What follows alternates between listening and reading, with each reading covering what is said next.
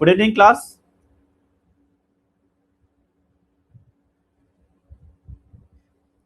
आप लोग एक बार मुझे एक्नॉलेज कर दीजिए, क्या मेरी वॉइस आप लोगों तक क्लियर आ रही है? कोई भी प्रकार की बैकग्राउंड नॉइज से आपको डिस्टरबेंस नहीं हो रहा है? तो आप सभी लोग एक बार मुझे एक्नॉलेज कर दीजिएगा। काफ़ी दिनों बाद हम रीस्टार्ट कर रहे हैं। आप लोगों को काफ़ी सारी टेंशन हो रही होगी पी डोमेन के रिगार्डिंग, सर कैसे होगा, कितना होगा, कब खत्म होगा सिलेबस, काफ़ी कम टाइम बचा है, एग्जाम मई में होने वाला है and we are entering into April. March भी आपका 30 तारीख से खत्म हो जाएगा।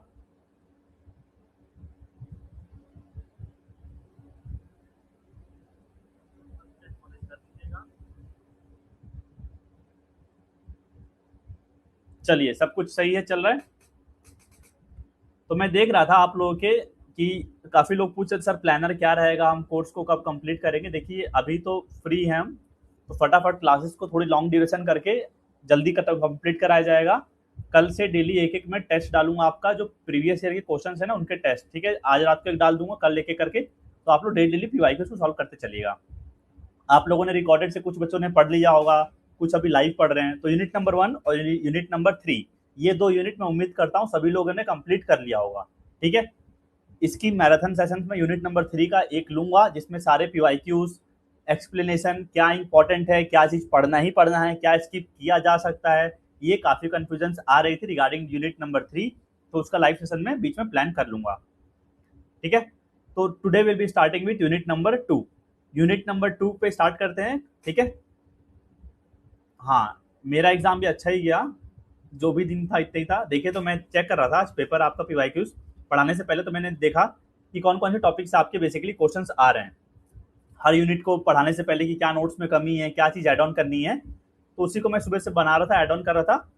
तो आपको 3 दिन में यूनिट नंबर 2 भी कंप्लीट हो जाएगा, ठीक है। तो आज हमारा बेसिकली वार्म अप सेशन ही रहेगा एक तरह से, काफ़ी दिनों बाद, क्योंकि वापस से पढ़ना स्टार्ट कर रहे हैं, पढ़ना आप लोग भी स्टार्ट कर रहे हैं। बस पेशेंस रखिएगा, 20 अप्रैल तक मेरी तरफ से पूरी कोशिश रहेगी आपका पूरा सिलेबस कंप्लीट करा दूं। एक होता है सिलेबस को भगाना और एक होता है अच्छे से पढ़ाना, ठीक है। मैं उतना ही पढ़ाऊंगा, अच्छे से ही पढ़ाऊंगा, नहीं तो नहीं पढ़ाऊंगा, ठीक है। पर 20 अप्रैल तक पढ़ना है हमें और अच्छे से कंप्लीट करना है। हाँ हाँ, मैं समझ गया, ठीक है। बस पेशेंस रखिएगा, 20 अप्रैल तक मेरी टारगेट है सिलेबस को कंप्लीट कराना, सब हो जाएगा। आप लोगों को थोड़ा सा वेट करिएगा, ठीक है।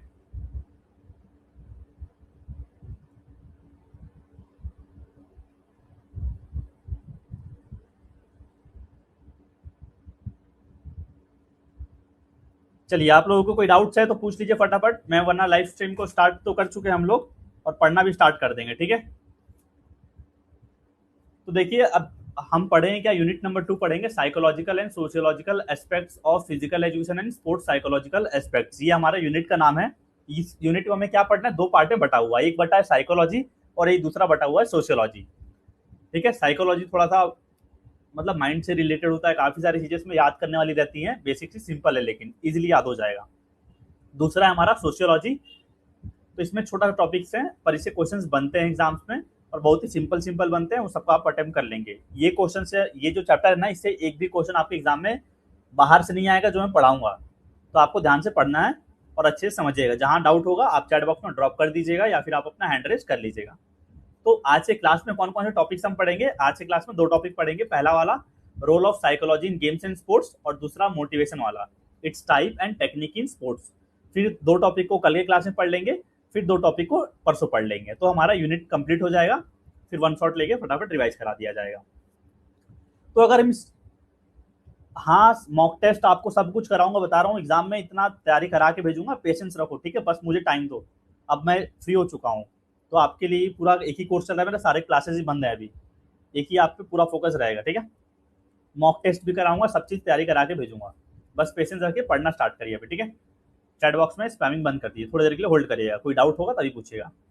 तो देखिए, इस चैप्टर में मैंने आपको बताया 2 पार्ट में बटे हुए हैं, एक बटा हुआ है साइकोलॉजी, दूसरा बटा है सोशियोलॉजी। तो आपको साइकोलॉजी का एक बढ़िया सा इमेज दिख रहा होगा, क्या माइंड से रिलेटेड है, वही है ना, माइंड से रिलेटेड, हम क्या सोच रहे हैं, क्या बिहेव कर रहे हैं, कैसे बात कर रहे हैं, क्या कर रहे हैं, क्या दिमाग में सोच रहे हैं, सारी चीजें साइकोलॉजी में आती है। अब सोशियोलॉजी का आपको इमेज दिख रहा होगा, एक वर्ल्ड बना हुआ है, मतलब हमारे आसपास हमारी सोसाइटी, लोग कैसे रहते हैं, कैसे क्या बातचीत करते हैं, कैसे घुलते मिलते हैं, क्या कल्चर है, क्या ट्रेडिशन है। जब ये सब चीज के बारे में पढ़ते हैं वो हम सोशियोलॉजी में पढ़ते हैं। और साइकोलॉजी मतलब माइंड से रिलेटेड होता है। ये सिंपल से सबको पता होगा, इसको तो किसी में डाउट नहीं होगा। यहाँ पे सिंपल सा लिखा गया है sociology means study of human society. हम सोसाइटी के बारे में बात कर रहे हैं, और साइकोलॉजी मीन्स कि इंसान के दिमाग में क्या सोच विचार चल रही हैं, कैसे वो बिहेव कर रहा है, ये साइकोलॉजी में पढ़ते हैं। तो अगर हम स्टार्ट करते हैं साइकोलॉजी से, क्योंकि हम स्टार्टिंग के 2 टॉपिक साइकोलॉजी का ही है आपका, तो साइकोलॉजी कहाँ से आया है? Scientific study of mind and the way that people behave. हम लोगों के माइंड के बारे में स्टडी करते हैं और लोग कैसा बिहेव करते हैं हम साइकोलॉजी से पता कर पाते हैं। होते हैं ना कुछ साइकोलॉजिस्ट होते हैं। तो आपका क्वेश्चन क्या बनेगा इसमें? सिंपल से एक चीज बन जाएगा, psychology word has been derive from which word? Greek word, Latin word, ऐसे करके क्वेश्चन बनेगा तो बनेगा। तो साइकोलॉजी आपका ग्रीक वर्ड से आया हुआ है, ये चीज आपको याद करना है। अब कौन से 2 ग्रीक वर्ड से आया हुआ है? पहला है आपका साइके एंड दूसरा है लोगस। लोगस मतलब कोई भी चीज का स्टडी होता है, ठीक है, या फिर बोलेंगे आप साइंस ऑफ, स्टडी ऑफ, और साइके मतलब होगा माइंड और सोल। तो अगर मैं दोनों को कंबाइन कर दूं तो हम नहीं बोल सकते science of mind, science of soul, psychology का सिंपल सा मतलब।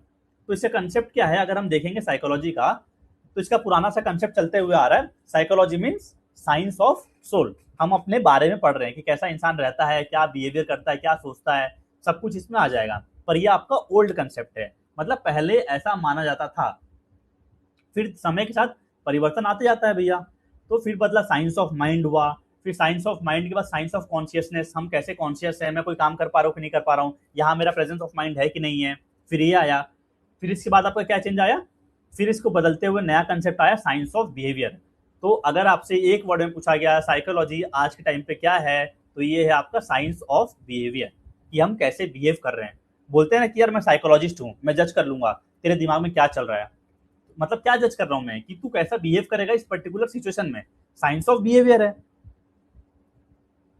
हाँ, जो चीज आपको एग्जाम के लिए नोट डाउन करना है उसको मैं बताते चलूंगा, ठीक है। एक चीज ध्यान रखिएगा, मैं नोट्स इसी टाइप के बनाता हूँ। या तो आपको मैंने लाइव क्लास में बता दिया कि ये चीज आपको लिखना है नोट्स में, या फिर वो रेड में मार्क होगा हाईलाइटेड में, वो चीज आपको देखना रहता है थोड़ा सा नोट्स में, आप लिख सकते हैं उसको।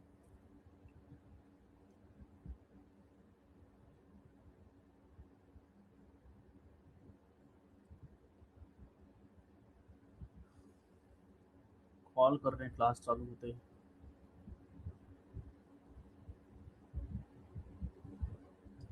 ठीक है, तो साइकोलॉजी वाला पहला सेट सभी लोगों को क्लियर होगा।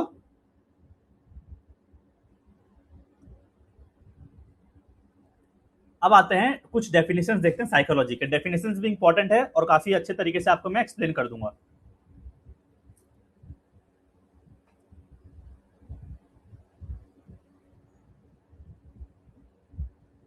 ऐसे ऐसे बच्चे कहाँ से आते हैं, क्लास चालू हुआ नहीं कि कॉल चालू। देखिए, कोई भी अगर आपको डाउट आता है ना कभी भी, तो ये नंबर दिख रहा है आपको व्हाट्सएप पे, इस पे मुझे मैसेज कर लिया करिए, ठीक है। व्हाट्सएप में आपको तुरंत रिप्लाई मैं कर देता हूँ, कितने ही मैसेजेस आए रहते हैं, मैं कितना ही बिजी रहूँ, ठीक है। तो मुझे कॉल मत किया करिए डायरेक्ट बार बार, आप लोग कुछ ना कुछ गड़बड़ करते रहते हैं, बार बार फिर परेशान करते रहते हैं, तो आप ही के लिए ट्रबल होगा, ठीक है, अगर मैं डिस्टर्ब होऊंगा तो क्या बोला है हम देखेंगे डेफिनेशन। डेफिनेशंस क्या होते हैं? जो अलग अलग ऑथर्स देते हैं। तो एक एक करके हम एक एक डेफिनेशन को देखेंगे, ज्यादा नहीं है, सिंपल है, एक बार में याद हो जाएगा, आपको पूरा डेफिनेशन को रटना नहीं है। जो रेड मार्क है ना, आप कॉपी में सिंपल सा ऐसे लिखेंगे रॉस, ठीक है, ऑथर का नाम क्या यहाँ पे लिखा है मैंने, इंटरप्रिटेशन, फिर यहाँ पे लिख लेंगे मेंटल, और फिर यहाँ पे लिख लेंगे फिजिकल, ठीक है, ऐसे करके सिंपल सा याद रखना है।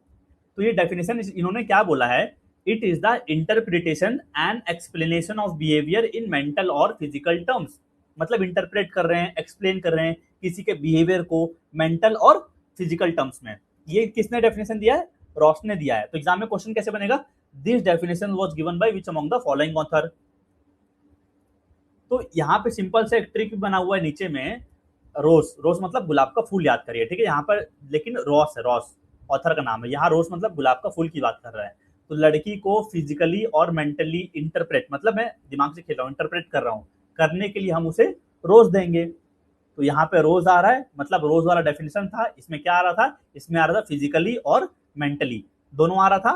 तो जो भी डेफिनेशन में होगा फिजिकली और मेंटली रोज की बात कर रहा है, वो डेफिनेशन किसने दिया है? रॉस ने दिया हुआ है। आपको डेफिनेशन को समझना भी नहीं है, रटना भी नहीं है, बस ये 3 चीज याद रखनी है, तो ये डेफिनेशन आप कभी नहीं भूलेंगे, ठीक है। ये पहला डेफिनेशन हो गया हमारा।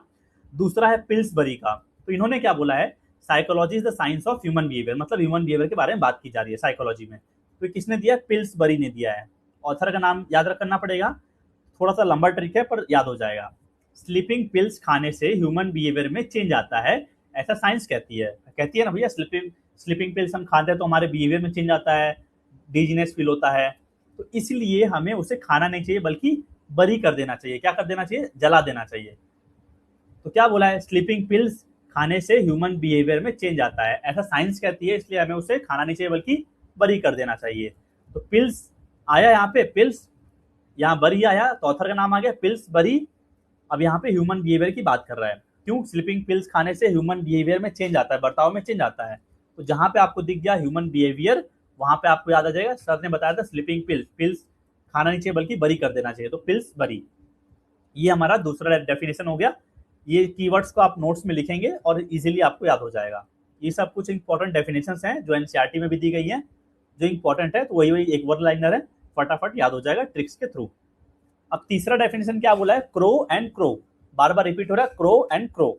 और यहाँ पे आपको दिख रहा है human behaviour and human relationship, human plus human, दो बार क्रो दो बार ह्यूमन। तो ये ट्रिक ऐसे याद कर लीजिएगा, crow and crow, human and human. इन्होंने क्या बोला? Psychology study of human behaviour and human relationship, एक ह्यूमन का बिहेवियर कैसा रहता है और एक इंसान का क्या रिलेशनशिप हो रहा है। तो क्रो एंड क्रो ने ये बोला है, ह्यूमन प्लस ह्यूमन। तो ये हमारा तीसरा डेफिनेशन हो गया। चौथा क्या बोला? वुडवर्थ ने दिया है, psychology deals with the activities of the individual in relation to his environment. हम क्या एक्टिविटीज कर रहे हैं? In relation to our environment, हमारे आसपास के लोगों को देखते हुए। तो वुडवर्थ ने दिया है। एनवायरमेंट के बारे में कौन बात कर रहा है? वुडवर्थ ने बात कर रहा है। तो वुड पे अगर आपका होता है ना, चोट मारता है, पेड़ों में सीधा करता है, आप लोगों ने पढ़ा होगा वुडवर्थ। तो वुड मतलब क्या हो जाएगा? एनवायरमेंट आ जाएगा। फिर आप ऐसे भी याद कर सकते हैं, वुड मतलब वुड पेकर, वुड पेकर कहाँ पे होल करता है? आपका पेड़ों में, एनवायरमेंट में। तो ऐसे करके आप इस डेफिनेशन को भी याद कर सकते हैं। तो ये हमारे हो गए 4 डेफिनेशन। ये ऐसे डेफिनेशन है ना, आप इनको एक बार सुन लेंगे ना क्लास में, खुद याद हो जाएगा, आपको याद करने की जरूरत ही नहीं पड़ेगी, बस कॉपी में लिख लीजिएगा कि ये ट्रिक है और ऐसे करके इसको ऐसे याद करना है। फिर बात करते हैं वॉटसन की। तो वॉटसन ने क्या बोला था? Psychology is the positive science of behaviour. हमने इतने सारे डेफिनेशन देखे ना भैया, सबने एक ही बात कर रहे हैं, ठीक है? साइंस ऑफ बिहेवियर, बिहेवियर में मॉडिफिकेशन ला रहे हैं, उसका रिलेशनशिप देख रहे हैं, उसके इन्वायरमेंट से देख रहे हैं, सबने कॉमन सी बातें करी हैं, तो हम कंफ्यूज ना हो इसलिए मैंने आपको ट्रिक्स बताई हैं। तो वॉटसन जी क्या करते हैं?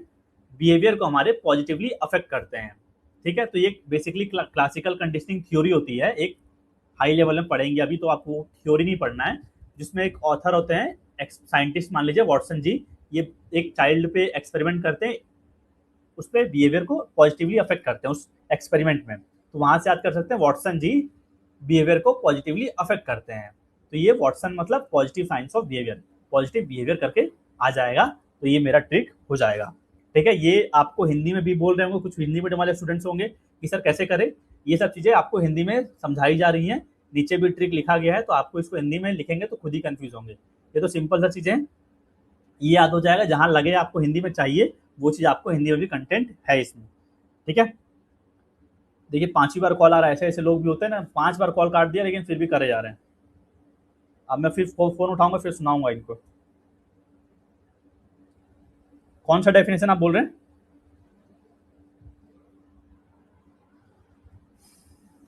देखिए पहला वाला मैंने बताया क्या, रॉस ने दिया है, लड़की को फिजिकली और मेंटली इंटरप्रेट करने के लिए हम उसे रोज देंगे। तो यहाँ पे फिजिकली आ रहा है, मेंटली आ रहा है, रॉस आ रहा है। तो रॉस ने डेफिनेशन दिया था जहाँ पे मेंटल और फिजिकल टर्म्स आ रही थी।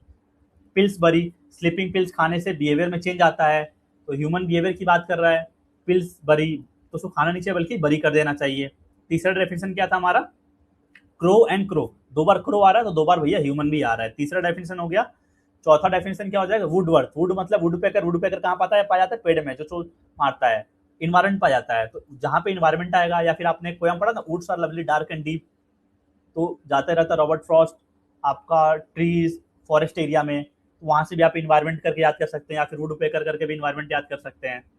फिर वॉटसन जी, तो ये वॉटसन लास्ट वाला में क्या बोला है? वॉटसन जी बिहेवियर को पॉजिटिवली अफेक्ट करते हैं, क्योंकि इन्होंने एक थ्योरी दी थी, क्लासिकल कंडीशनिंग थ्योरी, उस थ्योरी में नहीं जाना है आपको, ठीक है? जिसमें ये बिहेवियर को ना पॉजिटिवली अफेक्ट करते हैं, तो वहां से इसको याद कर लीजिएगा। ये 5 थे, पांचों याद करने हैं। आपको कोई बुक नहीं लगेगा, बता रहा हूँ, जितने भी बुक्स बिक रहे हैं ना ऑनलाइन, सारे बता रहा हूँ चैट जीपीटी वाले हैं, कुछ भी नहीं है उनमें कंटेंट, खाली चैट जीपीटी सर्च करके चिपका देते हैं, वो वाला कंटेंट है। तो आप पैसा लेंगे, आप नोट्स भी खरीदेंगे, आपके पैसे बर्बाद होंगे, बता रहा हूँ। आपको एग्जाम से पहले मैं इतना तैयारी करा के भेजूंगा कि एक क्वेश्चन बाहर से देखने को नहीं मिलेगा। आप बस पेशेंस रखिएगा, सारा मॉक्स टेस्ट सीरीज नोट सब चीज आपको जितना दिया जा रहा है उतना पढ़िए आप, ठीक है। तो साइकोलॉजी का डेफिनेशन क्लियर हो गया सभी लोगों को, कोई डाउट नहीं होगा। अब हमें थोड़ा सा पढ़ लेते हैं क्या देखना है। साइकोलॉजी तो हमने पढ़ लिया, पर इनके फादर को तो नहीं भूल सकते, क्योंकि क्वेश्चन बन सकता है साइकोलॉजी के फादर कौन है, तो ये आपके विलियम वुड। अब भैया साइकोलॉजी की तो हमने बात कर लिया कि माइंड से रिलेटेड होता है, इतने सारे डेफिनेशन भी देख लिए। अब हम पढ़ रहे हैं किसके बारे में, फिजिकल एजुकेशन पढ़ रहे हैं, मतलब स्पोर्ट्स के बारे में पढ़ रहे हैं, तो स्पोर्ट्स साइकोलॉजी भी तो हमारे लिए इंपॉर्टेंट है ना। स्पोर्ट्स साइकोलॉजी क्या हो जाएगा, अगर आप खुद ही सोचिए, जो हम साइकोलॉजी में पढ़ते हैं माइंड के रिगार्डिंग, तो उसको क्या स्पोर्ट्स में इंप्लीमेंट किया जा रहा है, तो स्पोर्ट्स साइकोलॉजी हो गया। जो भी साइकोलॉजिकल टेक्निक्स थी, प्रिंसिपल्स थी, तो स्पोर्ट्स साइकोलॉजी के फादर कौन है, ये आपके कॉलेमन ग्रिफिथ, ठीक है। कौन है, कॉलेमन ग्रिफिथ, ये दो नाम बस आपको याद करने हैं। अब बात करते हैं स्पोर्ट्स साइकोलॉजी है क्या। मैंने सिंपल सा तो आपको समझा दिया कि भैया जो साइकोलॉजी में हम सीख रहे थे कैसे किसी के बिहेवियर को रीड आउट करना है, अब हम उसको स्पोर्ट्स में अप्लाई करते हैं। आप लोग देखो ना, स्पोर्ट्स टीम्स जितने भी होती है उन पर साइकोलॉजिस्ट होते हैं, क्योंकि एक होता है, एक इंसान का ना, एक खिलाड़ी का एक लेवल होता है, हम उस लेवल तक अचीव कर लेते हैं ना। जैसे मान लीजिए विराट कोहली भी खेल रहा है, MS धोनी खेल रहा है, रोहित शर्मा खेल रहा है, आप लोग सभी लोग IPL देख रहे होंगे, तो सबकी एक परफॉर्मेंस की लेवल होती है। पर डिफरेंस कहाँ पे आता है, अच्छे लेवल पे, एलाइट लेवल पे जब आप पहुंच जाएंगे आपके साइकोलॉजी में आता है। तो इसीलिए जितनी भी टीम्स होती है ना अच्छी अच्छी, उनके साथ साइकोलॉजिस्ट होते हैं जो उनको गाइड करते हैं, मेंटल कैसे रिहैब करना है, क्या करना है, क्या विजुअलाइजेशन करना है। तो स्पोर्ट्स साइकोलॉजी का बहुत ही ज़्यादा रोल इंपॉर्टेंट है स्पोर्ट्स में। तो क्या डेफिनेशन लिखा गया है स्पोर्ट्स साइकोलॉजी का, एक ही डेफिनेशन है, आपको एक ही याद करना है। किसने दिया है, क्लार्क एंड क्लार्क ने दिया हुआ है, ठीक है। ये NCERT का डेफिनेशन है, इसलिए मैंने यहाँ पे पुटअप किया हुआ है। अब इस डेफिनेशन में समझाया क्या गया है, आप लोग समझिएगा ध्यान से। Sports psychology is an applied psychology. Applied मतलब क्या हो जाएगा भैया, स्पोर्ट्स साइकोलॉजी क्या है, अप्लाइड साइकोलॉजी, मतलब साइकोलॉजी को अप्लाई कर रहे हैं, वही है सिंपल सा। कहाँ पे अप्लाई कर रहे हैं, स्पोर्ट्स में अप्लाई कर रहे हैं। तो it is more concern with the personalities, emotional और मोटिवेशनल एस्पेक्ट्स। अब क्या क्या चीज से रिलेट कर रहा है ये, किसी का पर्सनैलिटी को जज कर रहा है, किसी का क्या इमोशंस हो रहा है, कैसे कभी हार गया कभी जीत गया, कैसे इमोशंस पे काबू करना है, कैसे कंट्रोल करना है, और क्या क्या मोटिवेशनल टेक्निक से किसी का परफॉर्मेंस को इंक्रीज किया जा सकता है। तो ये सारी चीजों पे फोकस करता है in aspect to sports and physical activities, वही है ना sports psychology. It employs many of this techniques use in psychology. तो बहुत सारे जो भी साइकोलॉजी के टेक्निक्स होते हैं उनको हम स्पोर्ट्स में लगाते हैं, वही हमारा स्पोर्ट्स साइकोलॉजी में होता है। तो एक बार डेफिनेशन को रीड आउट कर देता हूं आपके लिए।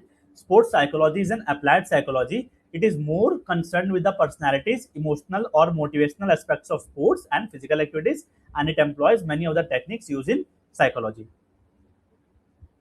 तो ये डेफिनेशन किसने दिया है, बाय क्लार्क एंड क्लार्क ने, ठीक है। तो ये वाला तो आप याद कर लेंगे, इसके लिए मुझे लगता नहीं कोई ट्रिक लगेगा, ठीक है। आप खुद से बना लीजिएगा, ये टास्क है, आप ट्रिक बना के याद रखेंगे ना कभी भूलेंगे नहीं। क्योंकि भैया एग्जाम में तो ये नहीं आएगा कि write down the one definition of psychology, sports psychology. आपसे पूछेगा ना कि ये डेफिनेशन दे दिया, अब ये कौन सा ऑथर ने दिया है, ऐसे करके क्वेश्चंस बनेंगे। ऐसे आए भी हुए हैं, पर्सनैलिटी के आपके क्वेश्चन आए थे, 4-4 दे दिए, ये डेफिनेशन किसने दिया है, मैच करो, 4 ऑप्शन 4 ऑथर, तो ऐसे आपके क्वेश्चंस आते हैं।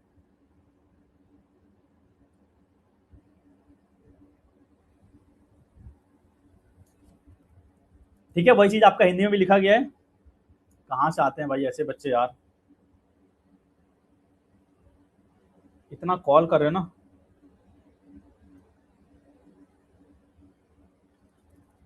ठीक है, तो ये वाला डेफिनेशन अभी को क्लियर हो गया, क्लार्क एंड क्लार्क का। तो अभी हमने थोड़ा सा स्पोर्ट्स साइकोलॉजी के बारे में ही बात कर लिया। अब आपका जो सिलेबस में मेन टॉपिक क्या दिया गया था, आपका सिलेबस में सिर्फ यही दिया गया था, role of psychology in games and sports. अब इसके पहले मैंने क्या पढ़ाया, मैंने आपको इतना सारा महाभारत पढ़ाया, क्योंकि क्वेश्चंस ये दे देंगे सिंपल सा, पर क्वेश्चंस इसके अंदर से घुमा के पूछा जाता है, तो वो सब चीजें हमारे लिए पढ़ना जरूरी था। अब भैया मैंने इतना कुछ पढ़ा दिया आपको, साइकोलॉजी का क्या महत्व है गेम्स एंड स्पोर्ट्स में, अब हमें ये देखना है। फोन म्यूटेड है एक्चुअली, मैं यहाँ से चैट्स देखते रहता हूँ ना बार बार कि आपके क्या चैट्स कर रहे हैं। फोन तो म्यूटेड ही है, मैं डिस्टर्ब नहीं हो रहा हूँ। देखिए अभी 9वीं बार कॉल कर रहा है ऐसे बच्चे को, बस चैट हाइड हो जाता है ना, आपको कॉल आता है तो इसलिए इरिटेट होता हूँ। पढ़ाते वक्त कोई डिस्टर्बेंस नहीं चाहिए रहता, ठीक है। चलिए, तो क्या बोला है, role of psychology in games and sports. Psychology plays a crucial role in games and sports by helping athletes and teams improve their performance. भैया साइकोलॉजी क्यों दे रहे हैं, कोई भी चीज एथलीट को क्यों कराया जा रहा है, कि भैया उसका परफॉर्मेंस बढ़े, इसीलिए तो दिया जा रहा है ना। और अपना वो मैनेज कर पाए, क्या स्ट्रेस को अच्छे से मैनेज कर पाए, फोकस लगा पाए गेम में, अपने अंदर कॉन्फिडेंस बिल्डअप कर पाए, and ultimately leading to a better performance and a more positive experience. तो इसलिए तो भैया साइकोलॉजी को लगाया जा रहा है स्पोर्ट्स में। तो अब हम देखेंगे importance of sports psychology in games and sports. तो इससे क्या क्या बेनिफिशियल होगा, क्या इसका महत्व है। हेल्प्स इन अंडरस्टैंडिंग बिहेवियर, एक प्लेयर का बिहेवियर क्या है, वो कैसे इरिटेट होता है, अगर उसका मन नहीं लग रहा है तो कैसे लगाना है, एक खिलाड़ी के पूरा बिहेवियर को समझने में हमें साइकोलॉजी मदद कर रहा है। दूसरा क्या बोला है, हेल्प्स टू कंट्रोल इमोशंस। कई बार ऐसा आता है ना स्पोर्ट्स में कि यार मैच हार गए, मैं कोप अप नहीं कर पा रहा हूँ, इतना स्ट्रेस हो गया, मुझे इतना एंग्जाइटी आ रहा है। तो साइकोलॉजी के थ्रू हम कंट्रोल कर सकते हैं दूसरे के इमोशंस को। अब मैं वहाँ पे अलग अलग टेक्निक्स यूज करूंगा, यार इसको कैसे मैं मनाऊं, इसका मन कैसे लगाऊं, उस चीज से इसको कैसे डिस्ट्रैक्ट करूं। फिर क्या बोला है, प्रिपेयर प्लेयर साइकोलॉजिकली। एक तो आपने फिजिकली कंडीशनिंग करके अपने लिए तैयार हो गए, आप खेलने के लिए मैच अपना पूरा सब कुछ बिल्डअप कर लिया, पर आप साइकोलॉजिकली अगर रेडी नहीं है तो आप परफॉर्मेंस दे पाएंगे, नहीं दे पाएंगे। तो साइकोलॉजी आपका प्लेयर को साइकोलॉजिकली भी प्रिपेयर कर रहा है। Helps to learn motor skills, आपको कई सारी चीजें होती हैं सीखने के लिए, जहाँ पे आपको कंट्रोल पाना पड़ेगा, आपके अंदर कंसिस्टेंसी लानी पड़ेगी कोई भी काम को करने के लिए। मोटर स्किल्स मतलब मान लीजिए जो भी आप जहाँ पे मेजर मसल्स इन्वॉल्व हो रहे हैं आप उस काम को कर पा रहे हैं, तो इसके लिए भी साइकोलॉजी हेल्प करेगा एंड अल्टीमेटली आपका परफॉर्मेंस को इंप्रूव करने में मदद करेगा। तो इससे कैसे क्वेश्चन आ सकते हैं, विच अमॉन्ग द फॉलोइंग, या फिर what is the role of importance of psychology in games and sports, which among, उसमें से ऑड वन आउट फाइंड करोगे, ऐसा करके सिंपल सा क्वेश्चन आएगा। तो ये बेसिक सा क्वेश्चन है, इसको आप लोग कर लोगे, ठीक है। पर अगर यहाँ से क्वेश्चन आते तो आप लोग नहीं कर पाते, तो इसलिए मैंने इसको पढ़ा दिया। और ये वाला तो फटाफट आप लोग समझ ही गए होंगे क्या साइकोलॉजी का रोल हो सकता है, आप लोग इसको कर लोगे। देखिए अभी भी कॉल आ रहा है, ठीक है, मैं तो इरिटेट नहीं हो रहा, आपको मैं दिखा रहा हूँ ऐसे ऐसे बच्चे हैं।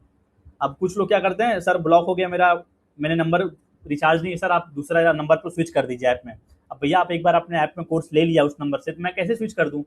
ऐसे केस में आपको दोबारा कोर्स लेना पड़ेगा अगर आप दूसरे नंबर से लोगे तो, या फिर उस नंबर को वापस से लॉग इन करो,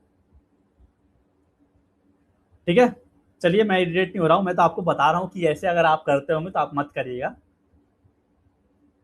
अभी क्लास के बाद में बात करूंगा इनसे अच्छे से, ठीक है। तो यहाँ तक क्लियर है सभी लोगों को। अब हम बात करेंगे साइकोलॉजिकल एट्रीब्यूट्स इन स्पोर्ट्स, ये भी इंपॉर्टेंट है, ठीक है। मतलब कैसे कैसे क्या क्या साइकोलॉजी की टेक्निक्स में अपना सकता हूँ एक एथलीट को फॉस्टर करने के लिए, उसको नर्चर करने के लिए, उसको कोप अप करने के लिए स्पोर्ट्स में क्या क्या टेक्निक्स हम यूज कर सकते हैं बेसिकली एट्रीब्यूट्स।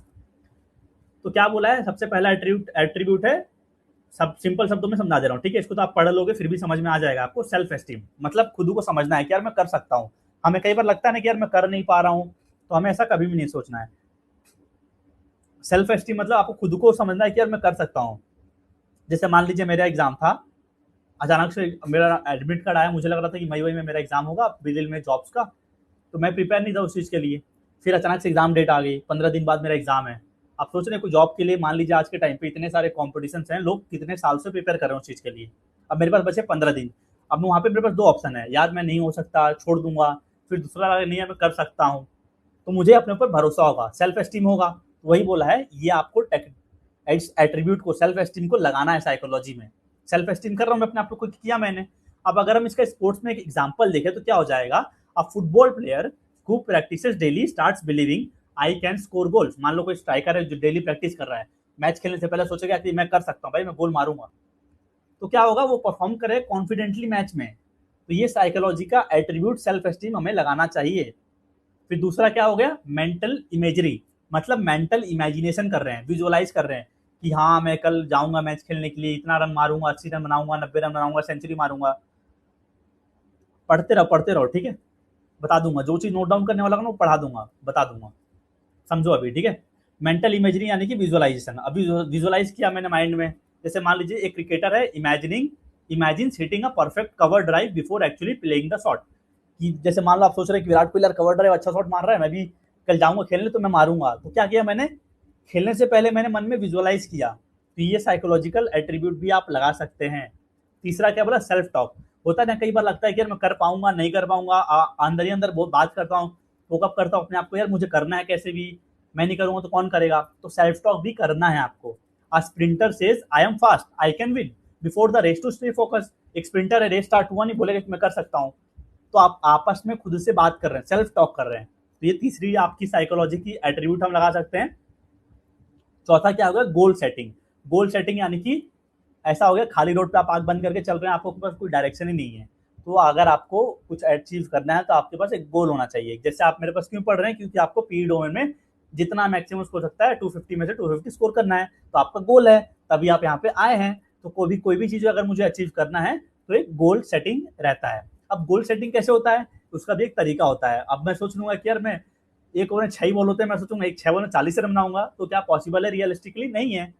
तो आपके गोल्स कैसे होने चाहिए? आपके गोल्स होने चाहिए स्मार्ट गोल्स होने चाहिए। क्या? Smart goals, SMART। एस से क्या हो गया? स्पेसिफिक हो गया, ठीक है। स्पेसिफिक मतलब एक्यूरेट होना चाहिए कि यही चाहिए मुझे। एम से क्या हो गया? इसको आप लोग नोट डाउन कर लीजिएगा, ठीक है, पूछता है ऐसे क्वेश्चन। मेजरेबल, ऐसा कि भैया जो अचीवेबल हो, मान लीजिए मेजरेबल हो कि मैं कर सकता हूं, जिसको मैं मेजर कर पाऊंगा। ए से क्या हो गया? अचीवेबल। आर से क्या हो गया? रियलिस्टिक। और टी से क्या हो गया? Time bound. Smart, specific, measurable, achievable, realistic and time bound. तो मेरे गोल्स कैसे होने चाहिए? स्मार्ट गोल्स होने चाहिए। स्पेसिफिक होना चाहिए, जो चीज चाहिए मुझे उस पर फोकस करना है। मेजरेबल होना चाहिए, जो चीज मैं कर रहा हूँ भैया मेजरेबल है कि नहीं है, मैं वहां तक अचीव कर पाऊंगा कि नहीं कर पाऊंगा, ऐसा टारगेट होना चाहिए जो अचीवेबल हो। रियलिस्टिक होना चाहिए, अनरियलिस्टिक नहीं बना लेना है कि पॉसिबल ही नहीं है करना। और टाइम बाउंड होना चाहिए, मतलब हमें टाइम बाउंड देना है। जैसे हमारा एग्जाम्पल दे रहा हूँ, जैसे मान लीजिए मैं पढ़ना स्टार्ट किया, फटाफट पढ़ जा रहा हूँ, मैंने कुछ सोचा ही नहीं कि यार 8 बजे तक मुझे 2 यूनिट खत्म करना है आज पढ़ के, पढ़े जा रहा हूँ। तो जो मेरी स्पीड रहेगी ना वो कम रहेगी, बढ़ ही नहीं पाएगी, क्योंकि मैंने कोई टाइम बाउंड अपने लिए सेट ही नहीं किया है। तो जब भी होता है ना, आप लोगों ने देखा होगा कि एग्जाम जैसे एक दिन पहले आता है तो कितना हमारा स्पीड बढ़ जाता है, क्योंकि आपको पता रहता है कि मेरे पास एक दिन का ही समय है, टाइम बाउंड हो जाते हैं। तो ऐसे करके ये टेक्निक आप करके अपने गोल को सेट कर सकते हैं। तो एक एग्जाम्पल देख लेते हैं हम स्पोर्ट्स का। A runner sets a goal, I will complete 100 metre in 12 seconds within 2 months. 2 month के अंदर मेरे को 100 मीटर की टाइमिंग 12 सेकंड के अंदर करनी है। तो मैंने गोल सेट कर लिया, स्पेसिफिक है, मेजरेबल है, अचीवेबल है, रेलिवेंट है और टाइम बाउंड है, ठीक है।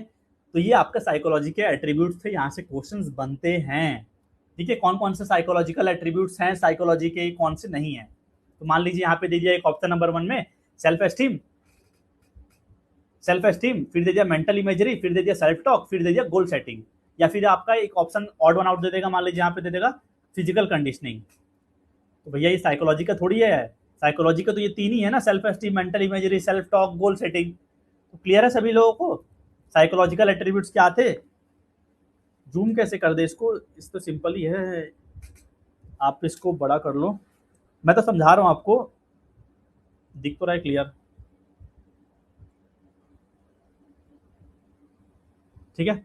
इसमें जूम करने लायक वैसा कुछ है नहीं, आप लोग इसको पढ़ेंगे खुद ही समझ में आ जाएगा। यहाँ पे इंग्लिश में दिया गया है और यहाँ पे हिंदी में दिया गया है, तो दोनों आपको नोट्स मिलेगा ना, उसको आप पढ़ लीजिएगा। बाकी मैंने समझा दिया, एक एक लाइन को रीड करके पूरा समझाने का मतलब नहीं है। चीजों को समझिए, कैसे क्वेश्चन आ रहे हैं वो समझिए, और स्मार्ट तरीका अपनाइए पढ़ने के लिए। ये नहीं कि सर ने पढ़ा दिया, सर ने इतना बड़ा नोट्स दे दिया है, सारा लिखे जा रहा हूँ मैं, लिखे जा रहा हूँ कि भैया सारा कुछ लिखे लोगे तो जब रिवाइज करने की बारी आएगी तब कैसे करोगे। तब तो शॉर्ट ढूंढते हैं ना, फटाफट शॉर्ट नोट्स होते हैं जो फटाफट क्रिस्प इंपॉर्टेंट चीज। बाकी तो आप सुन रहे हैं, आपके दिमाग में जा रहा है ना वो चीज अंदर, तो वो चीज हो जाएगा, ठीक है। तो इस साइकोलॉजी के एट्रीब्यूट्स हमने देख लिए, तो इसी के साथ हमारा पहला टॉपिक आज की क्लास का और इस यूनिट का, यूनिट नंबर 2 का कंप्लीट हो गया, role of psychology in games and sports. तो आपने देखा ना भैया, मैं आपसे कॉमन से पूछूं क्वेश्चन कि भैया रोल ऑफ साइकोलॉजी क्या रहेगा गेम्स एंड स्पोर्ट्स में, तो आप सिंपल सा आंसर कर देंगे, सर परफॉर्मेंस को इंप्रूव करना है, एथलीट के इमोशंस को कंट्रोल करना है, इतने सारे पॉइंट्स आप बोल देंगे। पर आपसे क्वेश्चन एग्जाम में मान लीजिए पूछ देता है कोई साइकोलॉजी का डेफिनेशन क्या है, साइकोलॉजी के कौन कौन से एट्रीब्यूट्स हैं, इसमें क्या होता है, तो वहां पे आप कंफ्यूज हो जाते हैं, होते ना।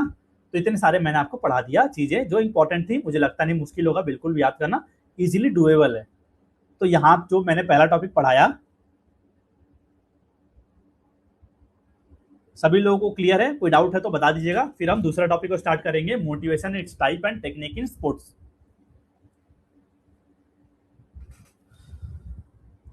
पहले वाले टॉपिक में किसी को डाउट है तो बता दीजिए, नहीं तो हम दूसरा वाला टॉपिक स्टार्ट करेंगे, मोटिवेशन वाला, ठीक है।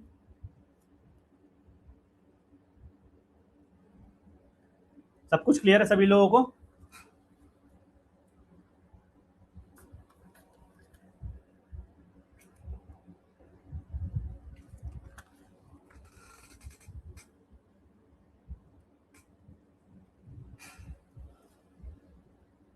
ठीक है, किसी कोई डाउट नहीं है, सभी लोगों को क्लियर होगा, ठीक है। सिंपल सी चीज है, साइकोलॉजी में ना बस सुनना पड़ता है और सुन के समझना पड़ता है। एक बार आप समझ लोगे ना, कभी नहीं बोलोगे। चलिए रिज्यूम करा जाता है, थोड़ा सा ब्रेक भी हो गया हमारा 1 मिनट का, फटाफट।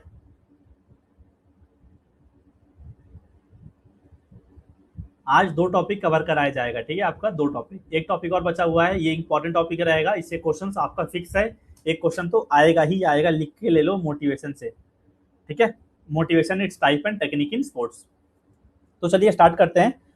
देखिए यहाँ पे हिंदी में है, इंग्लिश में है, और यहाँ पे हिंदी में नोट्स है, दोनों में है। बस मैं इंग्लिश में इसलिए रखता हूँ क्योंकि हिंदी में अगर मैं उसी चीज़ को रखूँ तो कॉम्प्लेक्स हो जाता है, फिर बाद पलाटो लाओ। तो हिंदी मीडियम वालों को भी समझ में आ रहा होगा मेरे हिसाब से, सारी चीज़ें मैं हिंदी में बात करता हूँ, आपको समझाने की कोशिश करता हूँ। तो मोटिवेशन एंड इट्स टाइप, तो क्या बोला है सबसे पहला सिंपल सा भैया, मोटिवेशन मतलब सभी लोगों को पता होगा कहाँ से आया है, लैटिन वर्ड से आया है। ये चीज ध्यान रखना है हमें, ये क्वेश्चन आया हुआ है आपका पीवाईक्यूज में, मोटिवेशन कौन से वर्ड से आया है, लैटिन वर्ड से आया है। सो motivation is derive from a Latin word, कौन से लैटिन वर्ड, मूवियर, जिसका मतलब क्या होता है, टू मूव, चलते रहना, ठीक है, सिंपल सा मतलब है। सो motivation is an internal psychological drive, मतलब मोटिवेशन कैसे आता है, मैं अंदर से, बाहर से मुझे रिवॉर्ड मिलेगा, वो तो एक्सटर्नल मोटिवेशन तो आ ही रहा है, पर आता कहाँ से है, अंदर से तो आता है। तो motivation is an internal psychological, मतलब माइंड की बात कर रहे हैं ना, दिमाग से अंदर ही तो आ रहा है। तो motivation is an internal psychological drive, drive मतलब जो पुश कर रहा है, दैट इनिशिएट्स, कोई भी चीज की शुरुआत करा रहा है, कोई भी काम को करने के लिए, डायरेक्ट, शुरुआत तो करा दिया, अब डायरेक्शन दे रहा है आपको, और डायरेक्शन देने के बाद क्या करा रहा है, सस्टेन करा रहा है आपको उसी पाथ पे, behaviour towards the achievement of a goal. समझ गया ना, जो भी हार्ड टर्म्स से एक्सप्लेन कर दिया, अब एक बार फटाफट वापस समझ लेते हैं इस लाइन को। Motivation is an internal psychological drive that initiates, directs and sustains behaviour towards the achievement of a goal. क्या है मोटिवेशन भैया, हमारा साइकोलॉजिकल ड्राइव है जो मुझे पुश करता है कोई भी काम को स्टार्ट करने में, एक डायरेक्शन देता है, और साथ साथ उस बिहेवियर को हम करते रहे वो चीज के लिए कंट्रोल करके रखता है, ताकि हम अपने गोल को अचीव कर पाए। यही तो मोटिवेशन काम करता है हमारे अंदर। तो इन स्पोर्ट्स, अब अगर हम स्पोर्ट्स में बात करें तो स्पोर्ट्स में कैसे काम करता है मोटिवेशन, एथलीट को एनर्जी देता है कि यार मुझे डेली प्रैक्टिस करना है, वहां जाके जीतना है, ओवरकम कर पाता है जिससे वो अपने ऑब्स्टेकल्स को, जो भी उसके हिंड्रेंस आती है, और एक्सीलेंस को वो स्ट्राइव कर पाता है, मतलब वहां तक पहुंचने के लिए उसको मोटिवेशन हेल्प करती है। तो 2 डेफिनेशन से आपके, ये एनसीईआरटी के डेफिनेशन थे, थोड़ा एनसीईआरटी पर डेफिनेशन पे मैं ज़्यादा फोकस करता हूँ, तो वहाँ से भी रेफर करना जरूरी रहता है क्योंकि है तो सीबीएसई। तो ये 2 डेफिनेशन आपके एनसीईआरटी में दिए गए हैं, any condition that might energise and direct our action, ऐसी कोई भी कंडीशन जो हमें एनर्जी दे रही है और हमारे एक्शन को एक डायरेक्शन दे रही है। तो ये किसने दिया है, क्रूक्स एंड स्टीन ने। इसका क्या ट्रिक बन सकता है, क्रूक्स क्रूक्स क्रूक्स, ठीक है, क्रूक्स खाने से एनर्जी आता है, ऐसे करके कुछ याद कर लेना, ठीक है, क्रूक्स वाला मतलब एनर्जी वाला। फिर क्या बोला है, the drive to strive, the drive to strive, ये सिंपल सा है, सेज ने दिया हुआ है, स्ट्राइव स्ट्राइव सेज, ठीक है, एस लास्ट में आ रहा है, इधर भी ऐसा आ रहा है। तो ये आपके 2 डेफिनेशन हो गए एनसीईआरटी के, पर और कुछ डेफिनेशन हैं जो हमें पढ़ना है, जो इंपॉर्टेंट है। हाँ आदिति, मैं देख रहा हूँ नए टॉपिक्स ऐड ऑन किए गए हैं, हम सारे टॉपिक्स को डिटेल में पढ़ेंगे, ठीक है, थोड़ा सा वेट करिएगा। अब यहाँ पे और डेफिनेशंस हैं, ये 2 तो मैंने आपको पहले ही बता दिया कि जो आपका सेज और क्रूक्स एंड स्टीन ने दिया था, और 3 डेफिनेशन है जो इंपॉर्टेंट है, जो एग्जाम्स में पूछते हैं, तो उन तीनों को भी मैंने यहाँ पे लाया है आपके लिए, तो इनको आपको याद करने पड़ेंगे, ठीक है, कि किसने दिया है।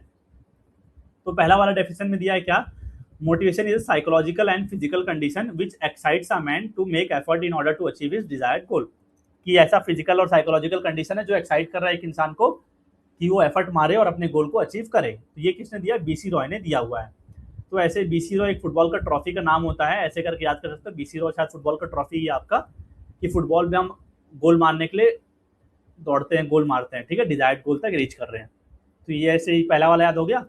दूसरा क्या बोला गया है, motivation is related to that condition of a person और an animal which drives him towards its goal. सब देखिए, सब बात एक ही बोल रहे हैं, लेकिन अपना अपना स्टेटमेंट में बोल रहे हैं, हमारे लिए किसने दिया बस उतना इंपॉर्टेंट है। अब यहाँ पे देख लो, एनिमल की बात कर रहा है, तो एनिमल का किंग कौन होता है, लायन होता है, ठीक है, तो ऐसे याद कर लेना, किंग मतलब एनिमल, एनिमल मतलब एनिमल का किंग। फिर क्या बोला है, सिंगर ने दिया है, motivation is inner feeling which drives a man towards his goal. फिर यहाँ डिराइव हो रहा है, ऐसे करके सिंगर याद कर लीजिएगा, ठीक है। ये तीनों उतने इंपॉर्टेंट नहीं है, ये लास्ट के 2 इंपॉर्टेंट है, जो कि एनसीईआरटी के डेफिनेशंस थे, पर ये भी कुछ-कुछ एग्जाम्स में पूछे जाते हैं। तो वहाँ से अगर मान लीजिए जो एग्जामिनर है क्वेश्चन पेपर बना रहा है, वहाँ से उठा के दे दिया एज इट इज क्वेश्चन, तो आपके लिए वहाँ से इंपॉर्टेंट हो जाएगा। 1 ऑन लाइन के ट्रिकी है डेफिनेशंस, बस आपको लिख लेना एक बार और किसने दिया है उसको आप पढ़ लीजिएगा, याद हो जाएगा। यार देखो आपके ऊपर डिपेंड करता है ना, आपको प्रिंट कराना है प्रिंट कराओ, पढ़ना है पढ़ो, लिखना है लिखो। लिखने से क्या होता है फायदा, लिखने से हमें चीजें रिकॉल रहती हैं। लास्ट टाइम पे जब हम पढ़ने जाएंगे ना, तो प्रिंट पलाटेंगे ना पेज को, तो वहां पे हमें दिक्कत आती है कि यार कितना पलाटूं मैं, फटाफट कितना सारा नोट से कितना पढ़ूं। और जब हम खुद लिखे रहते हैं ना, तो लिखते लिखते हमें याद हो जाता है काफी सारी चीजें। आपको मैं दिखा रहा हूँ, अभी एग्जाम्पल दिखा रहा हूँ, ठीक है, लिखने और ना लिखने का फायदा। जैसे मान लीजिए मैं जो जॉब्स की अभी एग्जाम देने गया था कुछ टाइम पहले, उन जॉब की मैं क्लासेस भी लेता हूँ, ठीक है, मेरे से बड़े बड़े लोगों को मैं पढ़ाता भी हूँ मान लीजिए। तो मेरे पास नोट्स थे, मैं नोट्स दे रहा था उनको, टेस्ट सीरीज दे रहा था, तो मेरे पास तो नोट्स थे मेरे खुद के, पर मैंने अपने ही नोट्स को वापस से लिखा, ये कॉपी पूरी खाली थी, तो इसको मैंने 7 दिन में पूरे कॉपी को भर दिया। ठीक है, मेरे नोट्स मतलब अच्छी रहते हैं, एक बार पढ़ लेगा मतलब इंसान को सारे कुछ हो जाएगा। तो दिख रहा है, तो ये नोट्स बनाने के फायदे होते हैं कि जब आप लिखेंगे ना तो कुछ चीज़ें याद हो जाती हैं। तो ऐसे ही मैं मान लीजिए मैंने भी एलएनआईपी से पढ़ी, तो मैं भी पढ़ता था कॉलेज में। अब एग्जाम से 2-3 दिन पहले पढ़ाई होती है बेसिकली कॉलेज में, उससे पहले नहीं हो पाती है। ठीक है, कितना भी कर लो आप, टाइम नहीं मिल पाता। हम सोचते हैं कि यार पहले से पढ़ेंगे, तो क्या होता था सब बच्चे कि मान लीजिए चैट जीपीटी में डालेंगे, फटाफट टॉपिक्स को पढ़ लेंगे। मैं भले चैट जीपीटी जहाँ से भी कंटेंट लूँ पढ़ने के लिए, पर मैं उसको लिखता था पहले कॉपी में, भले 2 दिन पहले एग्जाम हो और 2 दिन पहले मेरे कॉपी खुलेगी, तो मैं पहले लिखता था कि अगर मैं लिखूंगा तो यही मैं जाके एग्जाम में लिख पाऊंगा इजीली, और मेरे दिमाग में याद रहेगा कि पॉइंट्स ये लिखना है। तो वही चीज़ होती है, लिखने का फायदा होता है। मैंने काफ़ी सारे कॉलेज में स्कॉलरशिप उठाई है, जो मेरिट स्कॉलरशिप मिलती है। अभी कुछ दिन बाद पहले ही आएगा, आस पास में आने वाला पैसे, तो जितना 55-60 हज़ार रुपये लगा आपका पर सेमेस्टर वापिस हो जाता है। समझ गया ना लिखने का कितना फायदा है, तो ये हैबिट होती है। चैट्स हाइड करना है ना अगर आपको, तो यहाँ पे देख रहे हो ऑल चैट है, ऑल चैट पे सेल्फ चैट कर दो, तो आपका चैट आपको ही शो होगा। जो चैट बॉक्स से आप डिस्टर्ब हो रहे हैं ना वो नहीं होंगे, ठीक है। राइट साइड में आपके ऑप्शन होगा फोन में। और जिसको लैपटॉप में क्लासेस को एक्सेस करना रहता है, गूगल में सर्च करना decoding sports website, log in करिएगा अपने नंबर से, और वहाँ पे रिकॉर्डेड या फिर टेस्ट सीरीज जो भी आपको देना है दे लीजिएगा। टॉपिक से भटक के वापिस आते हैं टॉपिक पे।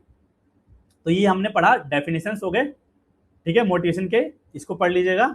अब आते हैं टाइप्स ऑफ मोटिवेशन, यहाँ से क्वेश्चन बनते हैं, इसी के अंदर यहीं से क्वेश्चन बनते हैं बेसिकली। 2 टाइप के मोटिवेशन होते हैं, सभी को पता है, एक होता है इंट्रिंसिक, एक होता है एक्सट्रिंसिक। इंट्रिंसिक मतलब अंदर से आ रहा है, एक्सट्रिंसिक मतलब बाहर से कोई एक्सटर्नल चीजों से आ रही है।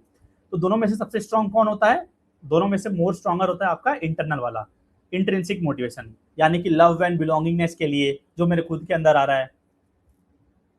ठीक है, आपको कोई थोड़ी बोला है कि आपको किसी को लव करना है, आपको खुद के अंदर से आएगा ना वो चीज़ कि यार मेरा भाई है, ये मेरे पापा हैं, तो बिलोंगिंग इसमें आ जाएगा आपका। और एक्सटेंसिक में क्या आएगा, कोई आपको रिवॉर्ड दे रहा है, कोई आपको इंसेंटिव दे रहा है, आपको कंपनी में प्रमोशन मिल रही है, आपको कोई सजा मिल रही है, आपको कोई क्रिटिसाइज कर रहा है, आपको कोई फेलियर मिली है, तो ये सब चीज़ों से आपको एक्सटेंसिक मोटिवेशन में आ जाएंगे।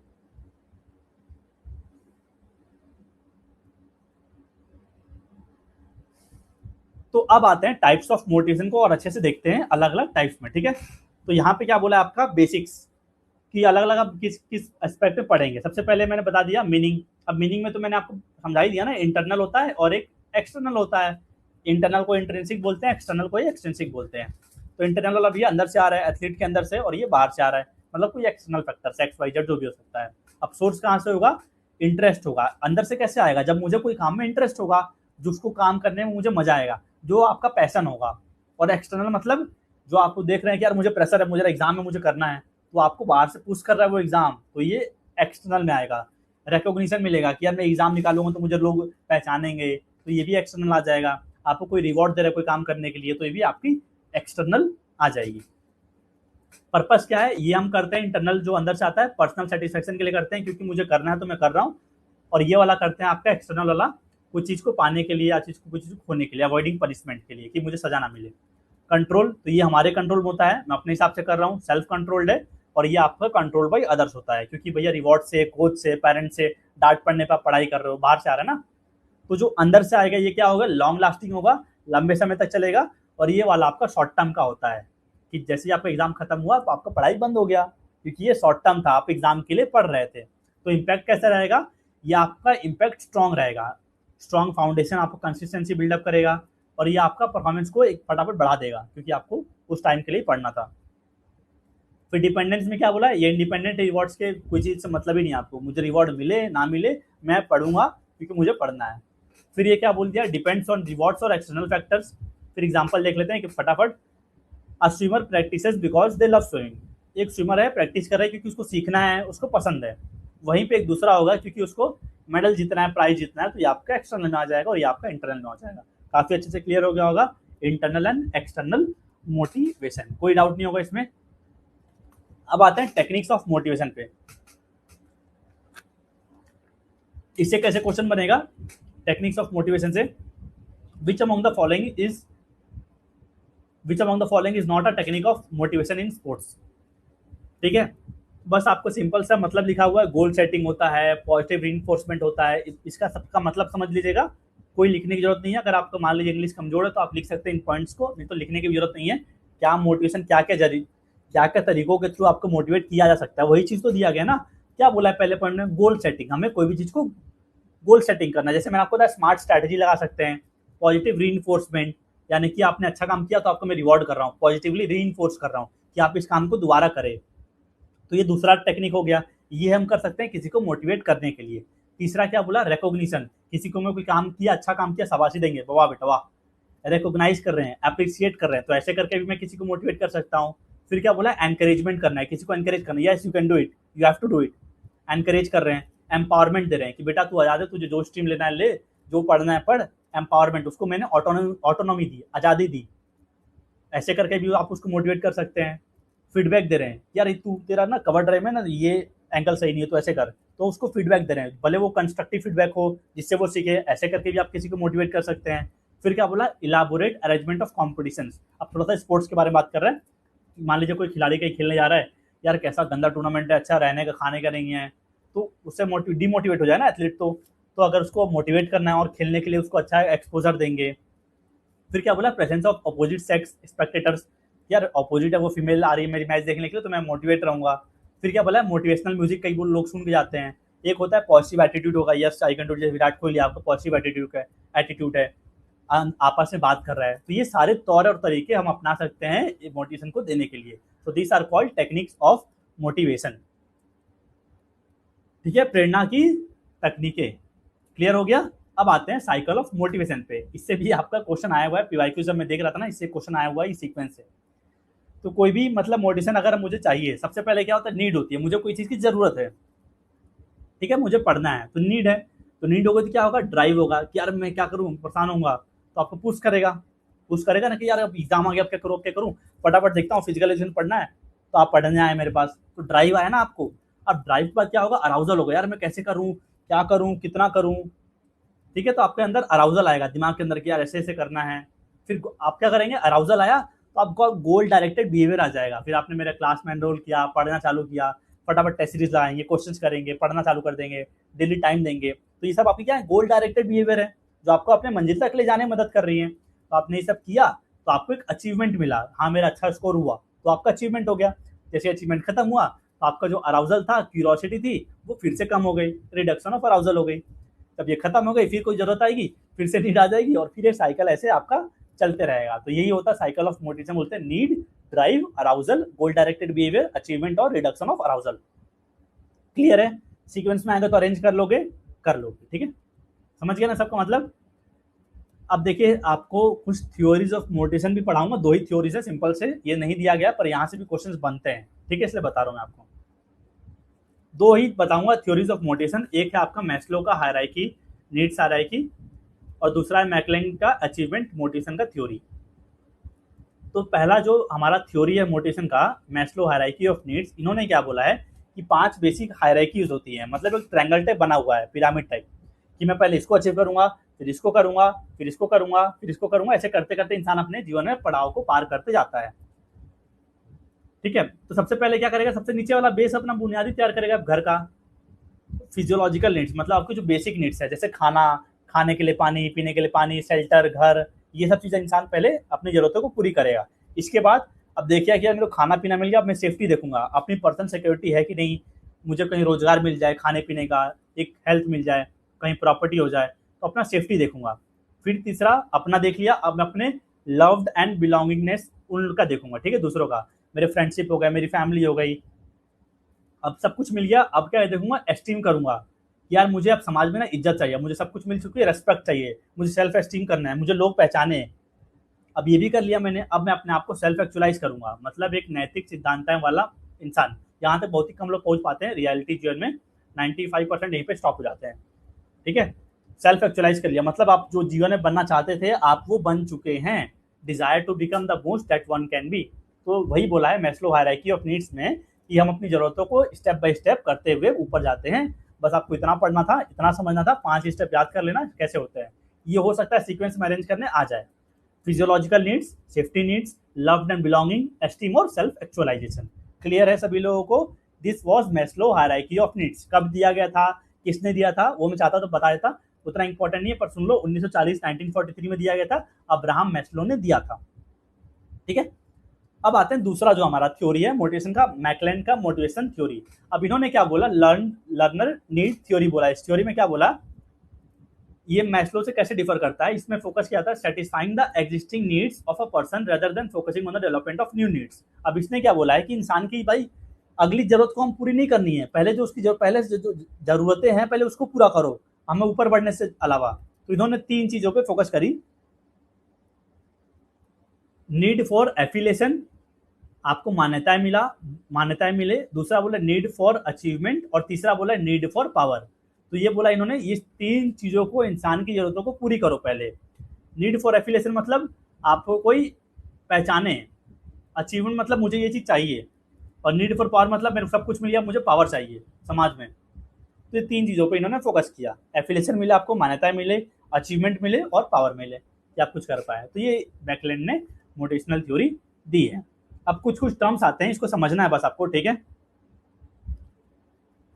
इंटरेस्ट, एप्टीट्यूड और मोटिवेशन, ये तीनों ना हम बहुत ही कंफ्यूज होते हैं कि यार इंटरेस्ट क्या होता है, एप्टीट्यूड क्या होता है, मोटिवेशन क्या होता है। ठीक है, तो तीनों को अभी हम समझ लेंगे, बस ये समझने के पर्सपेक्टिव से, ठीक है, क्योंकि मान लीजिए क्वेश्चन घुमा फिरा के पूछ दे कुछ स्टेटमेंट वाला, तो आप कंफ्यूज ना हो जाए, इसलिए मैंने इसको ऐड किया स्लाइड को।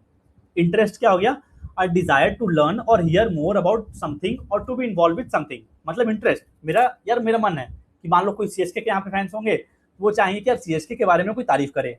कोई मुंबई इंडियंस के फैन होंगे, वो बोलेंगे कि कोई मुंबई इंडियंस के बारे में बात करे। तो ये क्या हो गया, इंटरेस्ट हो गया। इंटरेस्ट क्या होगा, जो हम सुनना चाहेंगे वही हमारा इंटरेस्ट हो गया। अब दूसरा क्या बोला, एप्टीट्यूड। एप्टीट्यूड बेसिकली इनबॉर्न होता है, कि जैसे होते हैं ना कुछ कुछ बच्चे बचपन से टैलेंटेड होते हैं, उनके एप्टीट्यूड फटाफट रीजनिंग क्वेश्चन को सॉल्व कर देंगे, वही पर्सन की इनहेरेंट टैलेंट होती है, वो होती है एप्टीट्यूड।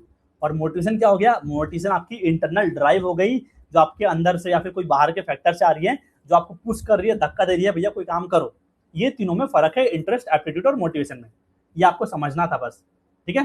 तो इसी के साथ हमारा 2 टॉपिक आज के क्लास का कंप्लीट हुआ, role of psychology in games and sports and motivation, its types and technique in sports. दोनों क्लियर है, फटाफट सभी लोग बता दीजिएगा, कोई डाउट है तो वो भी बता दीजिएगा। ये नोट्स आपको क्लासेस के बाद तुरंत पीडीएफ के फॉर्म में मिल जाएंगी आपके यूनिट नंबर 2 के फोल्डर में। देखिए यहाँ पे, देखिए जो जो चीज़ें हिंदी में जरूरत है ना, वो चीज़ मैंने हिंदी में ऐड ऑन किया गया, यही आपको नोट्स मिलेगा। मुझे लगता नहीं इसके अलावा कुछ और चीज़ें हिंदी में आपको देने की जरूरत है। बाकी सब चीज़ें तो हिंदी में करूँगा तो आपके लिए और मुश्किल हो जाएगा वो चीज़ और पढ़ना। डन करे भाई। दिव्यांश साहू, पिछले 6 साल से पढ़ा रहा हूँ सीयूटी यूजी के लिए, इसीलिए पढ़ा रहा हूँ जहाँ से क्वेश्चंस बनते हैं। सिंपल सा है, कुछ भी नहीं है, 2 मोटिवेशन के थ्योरी तो याद करना है। अभी यहाँ पे थ्योरी ऑफ पर्सनालिटी ना अभी ऐड ऑन कर दिया गया, लास्ट ईयर था नहीं है सिलेबस में, पर यहाँ से क्वेश्चंस आया था।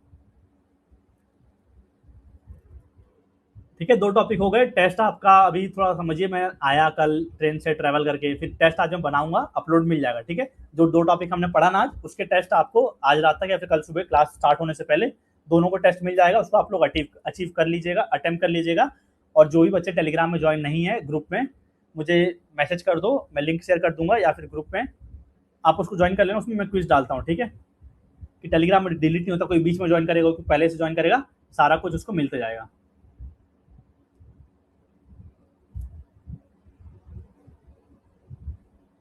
एक चीज और है, एक मोटिवेशन में भूल रहा हूँ, एक और लीव मत करेगा, सुनिए। एक और है आपका अचीवमेंट मोटिवेशन थ्योरी। ठीक है, वो मैंने ऐड नहीं किया पर बता रहा हूँ क्योंकि इंपॉर्टेंट है, सुनिए बस समझ लीजिएगा। अचीवमेंट मोटिवेशन थ्योरी में क्या होता है, 2 टाइप के लोग होते हैं। और लोग कैसे होते हैं, एक बोलता है कि यार मुझे सक्सेस को ना अचीव करना है, दूसरा होता है कि यार अवॉइड करता है, यार मैं नहीं जाऊंगा क्योंकि मुझे जाऊंगा तो फेलियर हो जाएगा। तो डरेगा, एक होगा, और एक होगा जो चैलेंज की तरह एक्सेप्ट करेगा कोई भी चैलेंज को, क्या मुझे करना है। दूसरा क्या होगा कि यार मैं नहीं जाऊंगा, वहां जाऊंगा तो मैं फंस सकता हूँ, मुझे चांसेस होंगे नहीं होंगे, ऐसे फंसता है। तो दो टाइप के लोग होते हैं, ये भी आपका इस थ्योरी को बोलते हैं अचीवमेंट मोटिवेशन थ्योरी। तो कोई भी चीज को हमें अचीव करने के लिए ना कितना परसेंट अराउजल लेवल चाहिए रहता है, ये क्वेश्चन बनता है। अभी मैं एग्जाम देकर वहां पे बना हुआ था, मोटिवेशन का टॉपिक था। 50% अराउजल लेवल चाहिए रहता है। कितना परसेंट कोई भी चीज को अचीव करने के लिए? 50% अराउजल चाहिए रहता है। बस कंप्लीट हो गया आपका आज का क्लास।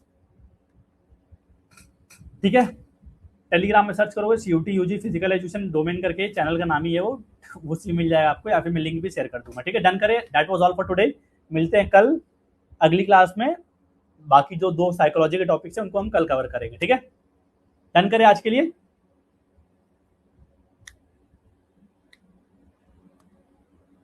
इसके क्वेश्चंस आपको टेस्ट सीरीज के फॉर्म में ऐप में मिल जाएंगे, वहां पे जाइएगा, टॉपिक वाइज आपको टेस्ट को अटेम्प्ट करिएगा। नहीं, इसको ऐड ऑन नहीं करूंगा, ज्यादा हो जाएगा। इसको जो क्लास अटेम्प्ट करेगा उसके लिए रहने दो। ठीक है, okay, thank you for joining. Will meet tomorrow at 7:30 PM। Note सिर्फ आज के लेक्चर्स के होंगे। ठीक है, अभी कल के जो मुझे क्या पढ़ाना है मैंने बनाया भी नहीं है नोट्स। ठीक है, मैं डेली पढ़ाता हूँ, डेली पढ़ाता हूँ, ऐसे चलता हूँ। ओके, थैंक यू, कल मिलते हैं। ठीक है, बाय बाय।